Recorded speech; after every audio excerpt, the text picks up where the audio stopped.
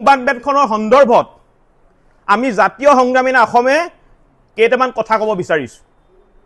আমাৰ এটা কথা স্পষ্ট যে মিয়াক লগত লৈ এইখন অসমত নতুনকৈ বৰ অসম গঢ়াৰ সপোন আমি কোনো কাৰণতে কাৰ্যক্ষেত্ৰত পৰিণত হ'বলৈ আমি দিব নোৱাৰো আৰু আমি নিদো।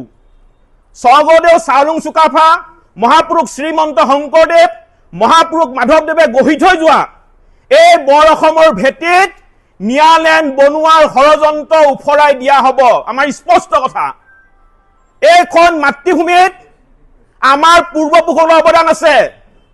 এইখন অসম আমাৰ প্ৰতিজন খিলঞ্জীয়াৰ ভূমিপুত্ৰৰ পৈতৃক সম্পত্তি হয়, সেইটো আমি হাজাৰবাৰ কম। এইখন মাতৃভূমিত আমাৰ কেৱল মাত্ৰ আমাৰ খিলঞ্জীয়াৰ ভূমিপুত্ৰসকলৰ পূৰ্বপুৰুষৰ অৱদান আছে। ইয়াত মিয়াৰ অৱদান নাই। মিয়াই গৈ বাংলাদেশত দম্ভালি মাৰক, কিন্তু অসমত নহ'ব। আমাৰ জাতীয় সংগ্ৰামী অসমৰ স্থিতি স্পষ্ট। কোনো কাৰণতে এটাও মিয়া অসমত থাকিব নোৱাৰিব আৰু ইয়াত আমি দীঘলকৈ ব্যাখ্যা দিয়াৰ প্ৰয়োজন নাই। আমাৰ স্পষ্ট কথা, আমি মিয়াক থাকিবলৈ নিদিওঁ, কোনো কাৰণতে নিদিওঁ। সি যোনেই নহওক লাগে, যি শক্তিয়ে নহওক লাগে, আমি কোনো কাৰণতে মিয়াক থাকিবলৈ উজনি অসমত নিদিওঁ। আৰু যি ব্যক্তিয়ে মিয়াৰ হৈ দালালি কৰিবলৈ আৰম্ভ কৰিব, জাতিৰ স্বাৰ্থত প্ৰয়োজনত তেনে ব্যক্তিক কাণত ধৰি আঁঠু কঢ়াই থোৱা হ'ব। স্পষ্ট কথা। এই মাতৃভূমিত কেৱল মাত্ৰ খিলঞ্জীয়া মানুহৰ প্ৰভুত্ব আধিপত্য থাকিব লাগিব। ইয়াত মিয়াৰ দম্ভালি নচলিব। আমি খিলঞ্জীয়া মানুহে সুৰক্ষিত ভৱিষ্যতৰ কাৰণে কাম কৰি আছো। আমাৰ আদৰ্শ হৈছে মহাবীৰ লাচিত বৰফুকন, আমাৰ আদৰ্শ হৈছে মহাপুৰুষ শ্ৰীমন্ত শংকৰদেৱ, আমাৰ আদৰ্শ হৈছে মহাপুৰুষ মাধৱদেৱ, আমাৰ আদৰ্শ হৈছে কলাগুৰু বিষ্ণুপ্ৰসাদ ৰাভা, আমাৰ আদৰ্শ হৈছে সতী জয়মতী, আমাৰ আদৰ্শ হৈছে এই মাতৃভূমিৰ বাবে জীৱন যৌৱন ত্যাগ কৰা শ্বহীদসকল। আমাৰ আদৰ্শ কোনো কাৰণতে মোগল বা মোগলক সমৰ্থন কৰা ব্যক্তিক কোনো কাৰণতে হ'ব নোৱাৰে। আৰু যিসকল ব্যক্তিয়ে এতিয়াও অসম ধ্বংস কৰিবলৈ পণ লোৱা মীৰ জুমলা, ঔৰংজেব আৰু কালাবাহাৰক নিজৰ আদৰ্শ বুলি ভাবি আছে, তেনে ব্যক্তিৰ অসমত কোনো কাৰণতে স্থান নাই। তেনে ব্যক্তি অসমত থকাটো আমি কোনো কাৰণতে নিবিচাৰো।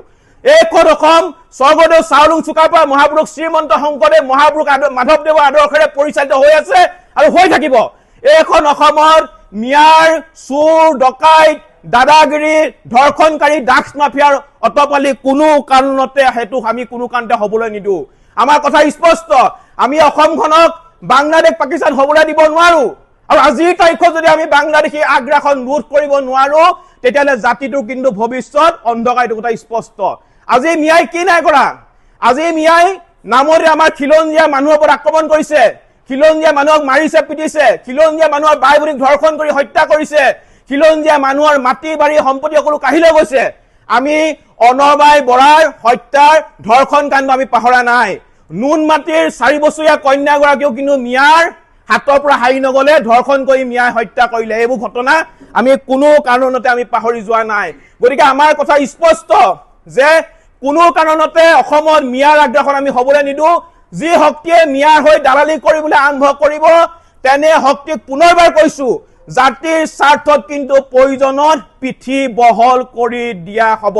আৰু দ্বিতীয়তে আৰু এটা কথা ক'ব বিচাৰিছো, আহোম শব্দটো হৈছে এটা পবিত্ৰ শব্দ। যোৱাকালি ইউনিছ তামুলীয়ে আহোম শব্দটোক মিয়াৰ লগত যোগ দি কি বুজাব বিচাৰিছে? 600 বছৰ আহোমে যেতিয়া ৰাজত্ব কৰিছিলে তেতিয়া অসমত মিয়া নাছিলে। আৰু এতিয়া ইউনিছ তামুলীয়ে আহোম শব্দটোক মিয়াৰ লগত সংযোজন কৰি কি বুজাব বিচাৰিছে?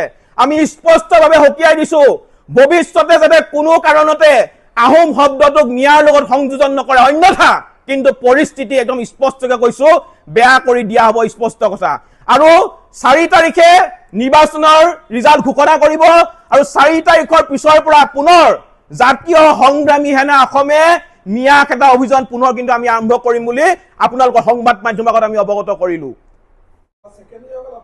না, আমি সাম্প্ৰদায়িক বিষয়বস্তু কোনো ব্যক্তিক আমি সমৰ্থন নকৰোঁ। আমাৰ কথা হৈছে যিসকল ব্যক্তি অবৈধ সংযোগযুক্ত নাগৰিক, সেইসকল ব্যক্তি হিন্দু হওক বা মুছলমানে হওক অসমৰ পৰা যাব লাগিব।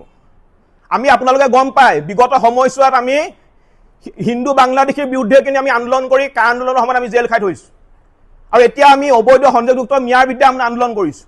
আৰু এই মিয়াৰ বিৰুদ্ধে যেতিয়া আমি কথা ক'বলৈ যাওঁ তেতিয়া এছাম আপোনাৰ মুছলমান মানুহৰ গা কি কাৰণে পুৰে আজি ইউনিছ তামুলী গাটো কি কাৰণে পৰিছে ইউনিছ তামুলী হৈছে এজন খিলঞ্জীয়া ভূমিপুত্ৰ শিৱসাগৰ যুৱক তেওঁ কাৰ পক্ষে মাত দিব লাগিছিলে তেওঁ শিৱসাগৰ জনগণৰ পক্ষে মাত দিব লাগিছিলে খিলঞ্জীয়া মানুহৰ পক্ষে মাত দিব লাগিছিলে উজনি অসমৰ মানুহৰ পক্ষে মাত দিব লাগিছিলে কিন্তু তেখেতে খিলঞ্জীয়া মানুহৰ পক্ষত মাত নিদি কেৱল মাত্ৰ তেখেতে অবৈধ সন্দেহযুক্ত নাগৰিকৰ পক্ষত আছে কাৰণে আমি বাৰে বাৰে কৈছো তেওঁক আমি হকিয়াই দিছো